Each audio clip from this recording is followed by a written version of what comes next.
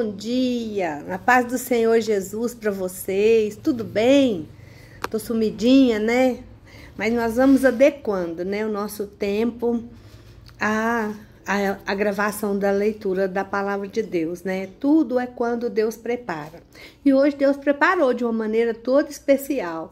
Primeiramente, nós vamos orar a Deus, vamos pedir para o Senhor estar aqui conosco, vamos convidar o Papai do Céu para que Ele esteja aqui conosco, nos dando sabedoria, discernimento, guardando a palavra dele no nosso coração, amém?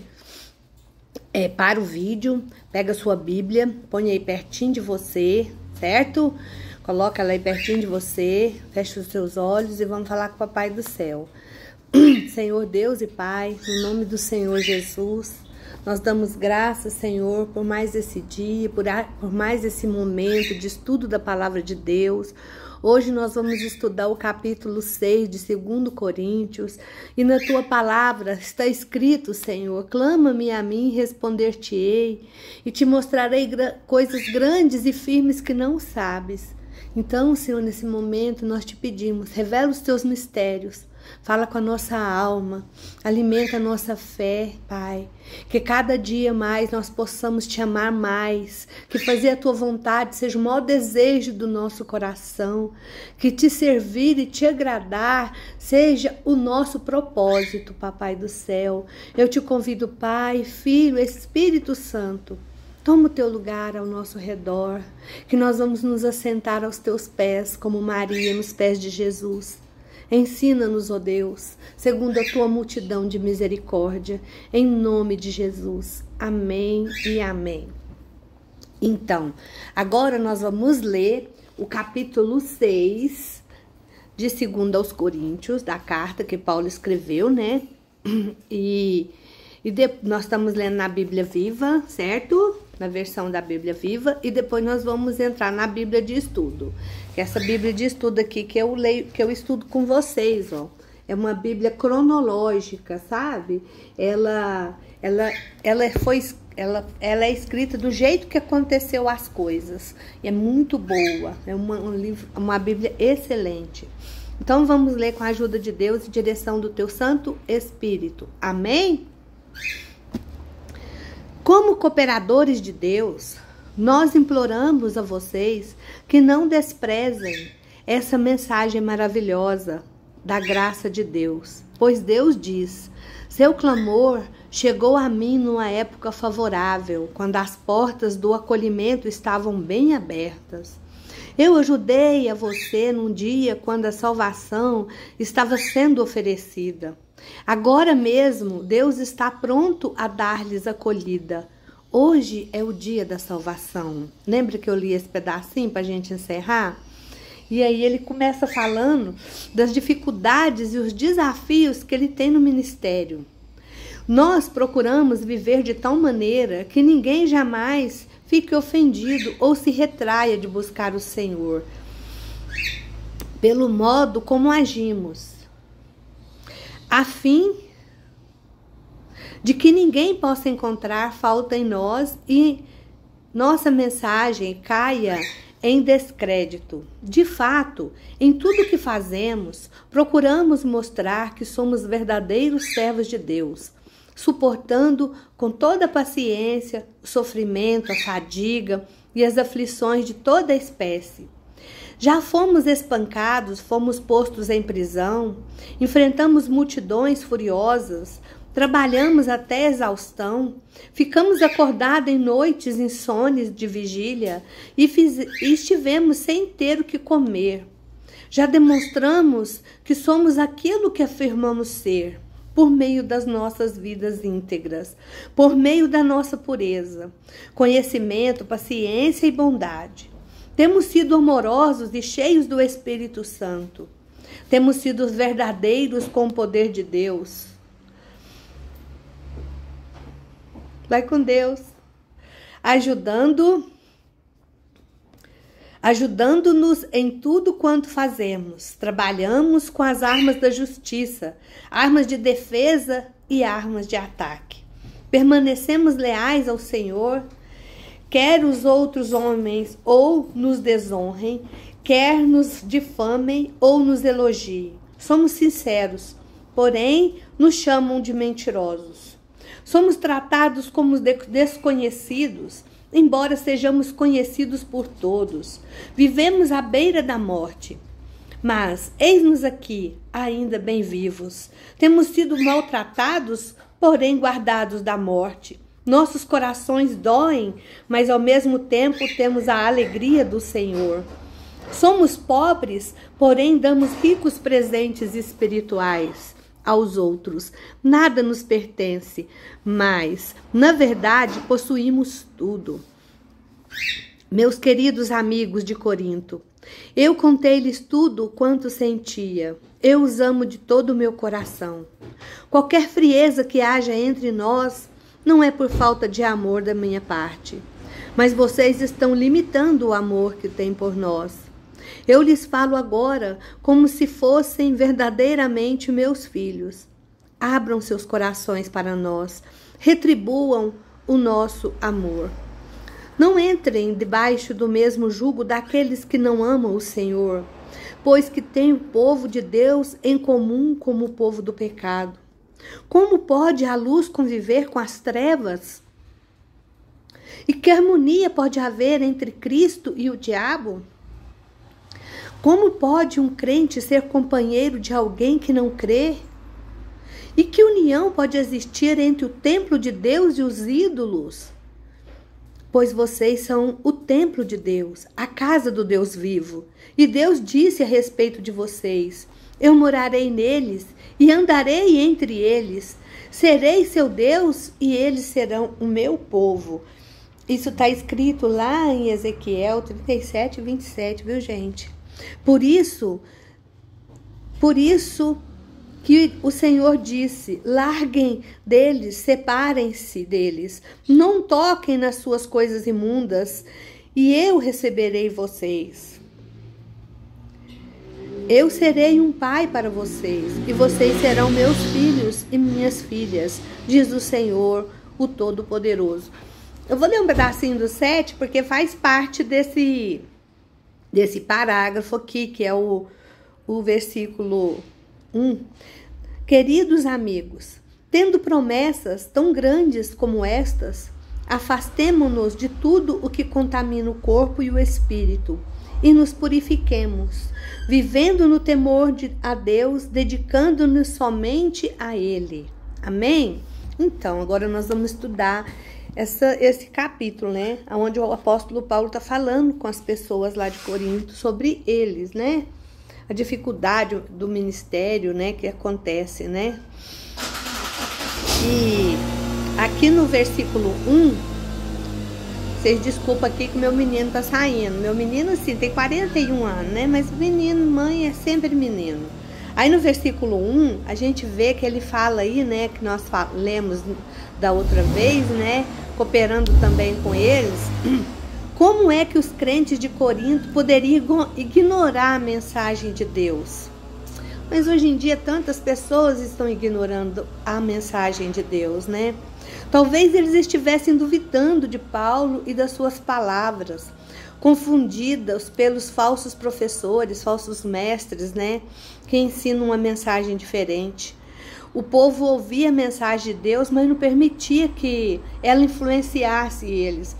E isso está acontecendo hoje nos nossos dias, por causa de pessoas que usam a palavra de Deus.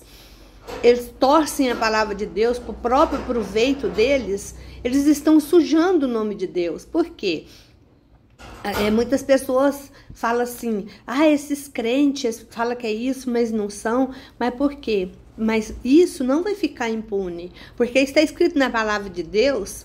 O Senhor Jesus falou: é lícito que venha o escândalo, mas ai daquele de quem o escândalo vier. Então quer dizer que essas pessoas que tomam o nome do nosso Deus em vão, isso é um pecado terrível, que usa o nome de Deus falando: Deus mandou, Deus falou isso, e Deus não falou. Deus está falando lá no céu: quem falou que eu falei isso? Quem mandou eu te dizer? Eu não falei nada disso. E elas pessoas usam o nome de Deus. Então o que acontece? essas pessoas atrapalham as pessoas a crer na palavra de Deus. Porque uma pessoa machucou elas, uma pessoa magoou elas, se dizendo o nome do Senhor, agora elas não acreditam mais. Então a gente precisa conversar com essas pessoas, ajudar. E no versículo 2, quando ele fala que Deus está oferecendo a salvação a todas as pessoas, muitos adiam essa decisão. Não, quando eu ficar mais velho, o ano que vem. Mas será que você vai chegar até o ano que vem? Será que quando você estiver mais velho, você vai ter essa oportunidade que você está tendo hoje de ouvir a palavra de Deus? Se hoje o Senhor está diante de você, oferecendo a salvação, abrindo essa porta, entra por ela, entra por ela. Aproveita agora enquanto o Senhor está perto. Busca o Senhor enquanto você pode encontrar, porque vai chegar dias que nós não vamos, que o Espírito Santo vai ser tirado dessa terra e as pessoas vão clamar, mas o Senhor não vai estar mais aqui. Então a hora é essa. Tudo que o Paulo fazia, ele considerava seus atos para transmitir o respeito que ele tinha por Jesus, certo? Se você é um crente ou um ministro da palavra de Deus, os incrédulos observam você. Lá em Hebreus, eu acho que é 12, fala assim que em volta de nós tem uma grande nuvem de testemunha. As pessoas estão olhando nós. Por mais que a gente pense, não tem ninguém me observando, tudo que você faz, quando eu falei é lícito que vem o escândalo, mas ai daquele de quem o escândalo vier, as pessoas estão a observar. Então fique atento nos teus atos, no seu testemunho, nas suas atitudes, pagar as pessoas, fazer negócio, seja justo, seja honesto, porque vai chegar um tempo que você não vai, que as pessoas não vão te dar crédito, vão te chamar de mentiroso. Hoje eu estava lendo provérbio do dia, né, provérbio 25, nessa Bíblia Viva, e fala que a pessoa que fala mente, vai chegar uma hora que ninguém mais vai acreditar nela. E a gente que anuncia a palavra de Deus, a gente que fala do Senhor, e mesmo quando você não fala, o seu testemunho fala. Lembra de Elias, né? Eliseu, né? Que aquela mulher samaritana via ele passando para lá, para cá, e ela falou pro marido dela, eu vejo que este homem é um homem de Deus, né? Então, as pessoas estão te vendo, estão me vendo. Será que elas vão olhar para mim e vão falar, essa mulher é uma mulher de Deus? Será que elas vão olhar para você e vai reconhecer? Você é uma pessoa que serve a Deus? Então, era isso que Paulo estava falando. Que era para eles observarem, eles não, porque a maioria das pessoas achava que ele era, mas ele estava se justificando. E aí do versículo 8 até o 10, que diferença faz conhecer a Jesus? Ele cuida de nós, independentemente do que o mundo pensa da gente. Os cristãos não têm que ceder opinião pública, não tem. Nós não podemos. Em Romanos 12, né, nós já lemos, fala que a gente tem que renovar nossa mente. Como que a gente renova nossa mente? A gente não pode viver como a moda do mundo. As coisas que estão acontecendo, se você quiser seguir aquilo, o nosso modelo, como que fala? A nossa bula, sabe aqueles papelzinhos que vem na televisão, na máquina de lavar roupa, pra gente usar? É isso aqui, ó. Como que a gente deve viver? É a palavra que sai da boca de Deus. Se nós obedecermos o Senhor, nós vamos ser cheios da presença dele, certo? Então nós não podemos e nem caluniar as pessoas. Lembra do que o Senhor Jesus falou. Todo dia o Senhor traz isso, no seu motivo. A mesma maneira que você julga uma pessoa, as pessoas vão te julgar. Então, se você usar o amor, a justiça, para amar aquela pessoa, porque todos nós temos defeito, todos nós somos pecadores. Não existe uma pessoa que ande sobre a terra que não peque, mas nós temos virtudes. Às vezes a gente vê uma pessoa que tem um defeito, e dando a falar do defeito dele, vamos olhar para o lado bom dele. Vamos ver, porque foi assim que Jesus fez conosco. Você já pensou? Se Deus fizesse conosco, agisse conosco como nós agimos com as pessoas? Misericórdia. Tem piedade. Então, não permita que a circunstância, a expectativa das pessoas te controlem. Fica em paz, seja firme no Senhor. Acorda de manhã, busca o Senhor, leia a palavra, encha sua vida da palavra de Deus. Porque se você deixar sua mente vazia, o inimigo vai colocar perturbação, ansiedade, preocupação. Mas se você encher a tua palavra, a tua cabeça da palavra de Deus, você vai ter esperança, você vai ter fé, você vai ter paz. Amém? Você vai ter uma alegria que nem você entende. Fala, gente, mas eu tô tão calma que eu não tô entendendo. Ultimamente eu tô assim, as coisas vão acontecendo, eu falo, nossa, nem parece eu.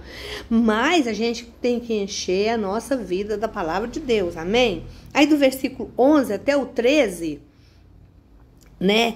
A nossa boca está aberta para nós, para vós. O nosso coração está dilatado. Quer dizer que Paulo havia transmitido aos crentes de Corinto seus verdadeiros sentimentos por eles, revelando claramente o quanto os amava.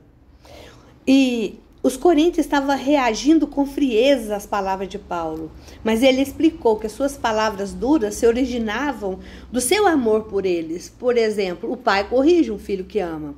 Um pai, uma mãe, se vê um filho fazendo uma coisa errada e achar que bonitinho, que gracinha, eles estão ajudando para que no futuro aquele filho só lhes dê tristeza. Então o Senhor, o Paulo aqui, sendo usado como pai espiritual dessa cidade, ele estava corrigindo, educando eles, porque os amava, certo? É fácil reagir contra aqueles a quem Deus colocou sobre nós. Na liderança, em lugar de aceitar suas exortações como sinal de amor por nós. Nossa, eu não esqueço de uma vez que o pastor Marcos me colocou para me tomar conta. Ia ter uma festividade, aniversário da igreja, e a gente ia fazer um teatro. Então, ele falou comigo, aí eu fiz a reunião depois do culto, quem vai participar? Todo mundo falou que ia, sentou lá na frente, a gente marcou o ensaio, só que não foi ninguém. Eu chamei de novo, não foi ninguém. Aí eu cheguei e falei pro pastor Marcos, pastor Marcos, eu não vou fazer mais o teatro, porque ninguém quer participar do ensaio. Ele falou assim, irmã, você falou isso, foi para Deus, não foi para mim. Então, você ora e vê o que é que você faz, porque tá escrito lá, tá anunciado, e esse teatro vai acontecer. Gente, na hora eu quase morri. Mas isso foi tão bom. Eu chamei os irmãos e cheguei junto neles e nós fizemos e foi maravilhoso. Então, muitas vezes, nós precisamos dessa repreensão para a gente tocar para frente. A gente quer paralisar com a prova. Acontece um levante na nossa vida para nos paralisar, mas se tiver alguém firme, como o apóstolo Paulo, o pastor Marcos, para poder cutucar a gente acorda e reage. Então, vamos orar pelas pessoas que estão nos liderando. E vamos aprender aqui com a palavra de Deus. E aí no versículo 14 até o 18, o apóstolo Paulo incentiva os crentes a não se prenderem a um jugo desigual, né? Peraí. Isso. Ele fala, isso não é 14 ao 18. Deixa eu ver aqui. Não entre debaixo do mesmo jugo daqueles que não amam o Senhor. Então, o que ele fala? Isso não é formar parceria com incrédulos, né? Que ele fala sobre isso, né? Porque isso poderia enfraquecer seu compromisso cristão. Então a gente vê muitas vezes a gente está servindo a Deus e vai fazer uma sociedade com a pessoa do mundo. Eles têm outra visão. Eles veem de outra maneira. Eles dão um jeitinho brasileiro. E aí você vai fazer igual? Então, assim, aqui o apóstolo Paulo está ensinando as pessoas que essa seria uma má combinação. E anteriormente ele explicou que isso não significava isolar-se dos incrédulos. Lá, nós estudamos isso lá em 1 Coríntios, capítulo 5, do versículo 9 ao 10. Nós estudamos sobre isso. Então, ele até incentiva os cristãos a permanecerem casados com seus cônjuges incrédulos, mas isso é diferente. Porque quando o Senhor te chamou, você já estava naquele casamento. Então, o Senhor não quer que você destrói a sua família. Amém? Ele quer que você ganhe seu marido, seu esposo, sua esposa. Então, é bem diferente isso, né? E ele queria que os crentes fossem ativos no seu testemunho, igual eu falei. Dá um bom testemunho. Mas se você conhece o Senhor agora e vai ter um negócio agora, vai se casar, vai fazer alguma coisa, procure alguém que serve a Deus, que tenha a mente alinhada com o Senhor Jesus, que tenha a mente alinhada com o Espírito Santo, porque dessa maneira você vai servir o Senhor e Ele vai te abençoar. Então, esses versículos também se aplicam ao casamento. Paulo não queria que os crentes solteiros se casassem com incrédulos. E não dá certo, gente, não dá certo. Eu falo isso por mim mesmo. Quando eu fui casar, o meu esposo não servia a Deus. E a gente vai fazer 25 anos de casado, até hoje ele não serve, sabe? E então é muito difícil. As coisas não são fáceis, mas não é impossível. Agora, que eu já tô casada, né? Mas naquele tempo eu estava afastada do Senhor. E graças a Deus que eu voltei para os pés do Senhor. Agora vocês veem o que acontece quando a gente afasta do Senhor, né? Então, busca pessoas que estão alinhadas com o Senhor Jesus, que conhecem a palavra, que amam o Senhor. Muitas pessoas não dão devida importância a esse problema e no futuro ele se lamenta, sabe? Por isso, não permita que a emoção, a paixão, o desejo, a euforia de fazer um negócio, de se casar, te leve a escolher alguém que não conhece o Senhor. Busca o Senhor enquanto é tempo. Procura Ele enquanto se pode achar. Amém? E serve o Senhor com todo o amor, com todo o carinho. Eu desejo para você uma boa tarde, que Deus te abençoa. E assim que Deus preparar, nós vamos gravar outro vídeo. Fica com Deus, viu? Que o Espírito de Deus tome conta do seu ser, que derrame, que te dê alegria, te dê paz, te dê sabedoria, discernimento, em nome de Jesus. Fica com Deus.